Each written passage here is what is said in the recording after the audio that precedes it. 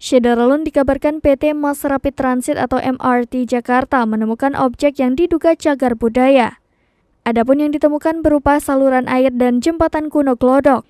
Hal itu ditemukan saat pembangunan MRT fase 2 yang menghubungkan stasiun Bundaran HI dan stasiun kota. Direktur Konstruksi PT MRT Jakarta Sylvia Halim mengatakan, kedua objek itu ditemukan pada Desember 2021. Sementara, kata Sylvia, jembatan kuno tersebut merupakan tempat penyeberangan kanal Kali Besar.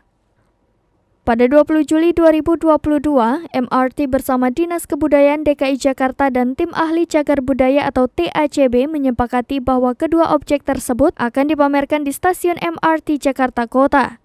Dalam kesempatan yang sama, Direktur Utama PT MRT Jakarta, Muhammad Aprindi mengatakan, pihaknya bakal membuka Visitor Center Gallery MRT di stasiun MRT Jakarta Kota. Selain sebagai tempat memamerkan artefak, menurutnya lokasi tersebut juga bakal menyediakan informasi seputar MRT.